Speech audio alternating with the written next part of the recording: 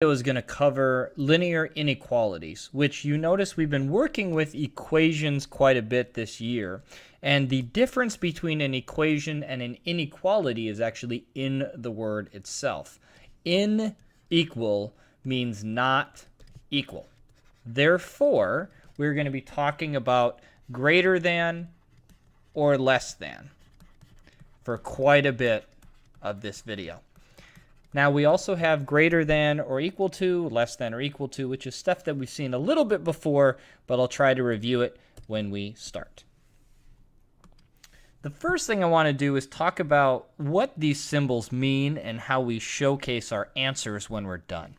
So this right here is any number that's greater than the number 3. So for example, 4 would be a true statement for this if x was equal to 4. X could also be equal to 5.5 or something like 6.25. All of those would make this a true statement. So when we talk about an inequality, there's not one answer anymore. There's technically an infinite set of answers, and we have to showcase all of them simultaneously. So if we are showing all of the numbers that are greater than 3, what we do is we make a circle around the number 3 because 3 is not one of the solutions. And I'm going to shade all of the numbers that are greater than the number 3. So it's any number in this spectrum, and it goes on forever.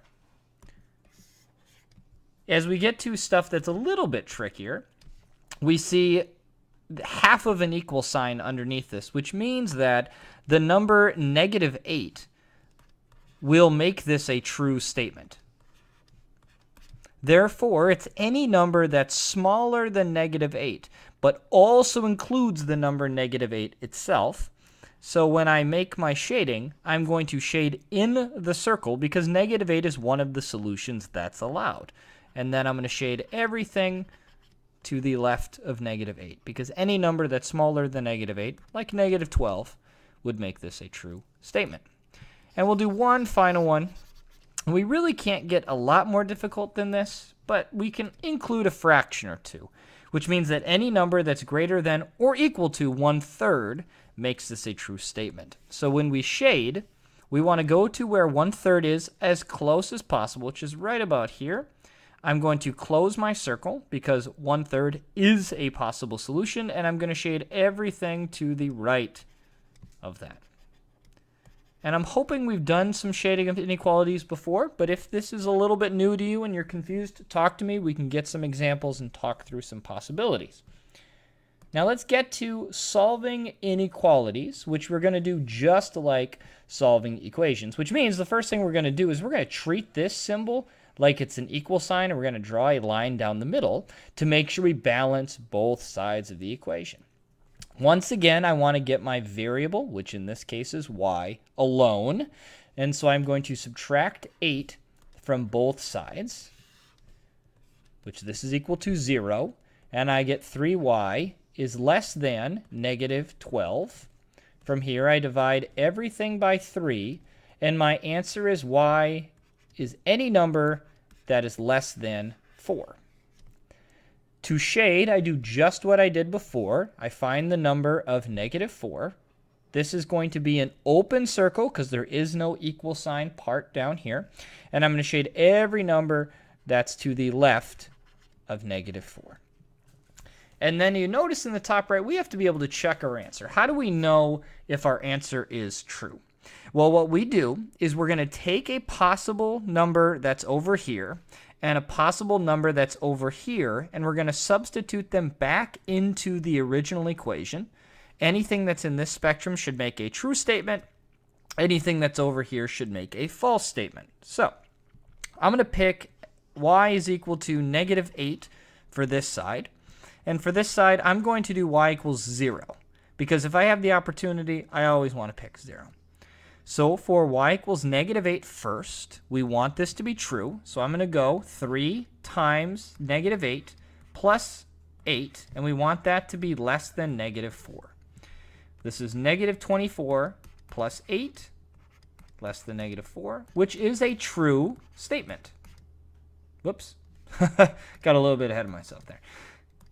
Negative 4, which is true down here. There we go. Which is what we wanted.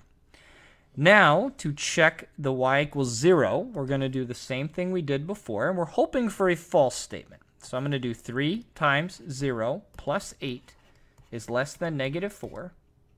This is 0 plus 8 is not less than negative 4, which is false. So it gives us a pretty good inkling that we must have the right answer. So to check our answer, we pick a value in the true portion and a value in the false portion and make sure they end up working. Let's do one more example. And because we have variables on both sides of the equation, I'm going to actually show you 2 different ways to solve this one. Just like before, we're going to treat this like a equal sign, and we are going to solve our equation just like we've been solving it. I'm going to move my variables left and my numbers to the right for this one, and then later I'll show you what happens if we go the opposite direction.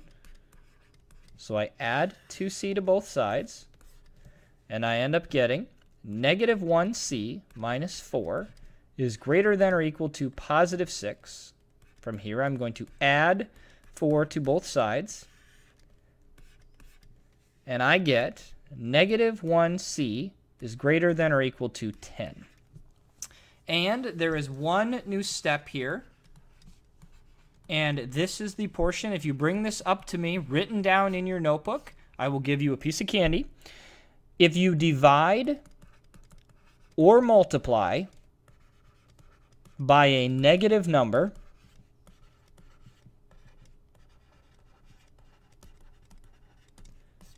you need to flip the sign of the inequality. So in this case, we're going to divide both sides by negative 1. And because I am dividing both sides by negative 1, I'm going to flip the inequality symbol to the opposite direction, which gives me c must be less than or equal to negative 10. So remember, if you bring this up to me, you can get one piece of candy. But this is the new step, and this is the step everybody forgets, is that they don't flip the sign when you multiply or divide by a negative. So to shade our problem here, we are going to make a closed circle around negative 10 because we have the half of the equal sign here, and we're going to shade every number to the left. From this point forward, we can check our answer by picking a value over here and a value over here. So I'm going to do x equals, let's go negative 12. And on this side, I'm going to do x equals 0. And I notice that these are actually c now that I look, so I'll change those quick. C equals negative 12 and c equals 0. So we'll check them both. So for c equals negative 12, I'm going to do negative 3 times negative 12 minus 4 is greater than or equal to, let's go negative 2, and we'll erase our check here. And I got to make sure I write negative 2. All right, so negative 2 times negative 12 plus 6. And we want this side to be bigger than this side. So this is positive 36 minus 4 is greater than or equal to, this is positive 24 plus 6. So that's 32 is greater than or equal to 30, which is true. So that's good. Step 1, done. For step 2, I'm going to plug in c equals 0 and see if it works. So I go negative 3 times 0 minus 4 greater than or equal to negative 2 times 0 plus 6. We want this to be false. Negative 4 is not greater than 6, so we must be correct. Now, all of this happened because I moved my variable to the left side, and I ended up getting I ended up getting a negative number, and I had to flip the sign. So I'm going to go way back, and we're going to see what ends up happening if I just flip the sign a little bit. And in fact, I'm going to erase a little bit faster this way here. So it's negative 2c there.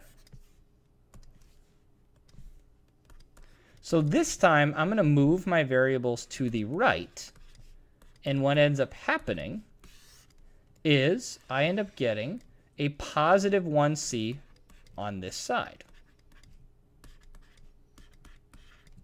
And when I get the positive 1c, now I subtract my 6 to both sides, and I get negative 10 is greater than or equal to positive 1c, which means, once again, c is any number that's smaller than negative 10. So the final thing I'll say on this video is you can solve these in either direction, but most people will try to keep the variable positive so they don't have to flip the sign. As always, if you have any questions, please let me know.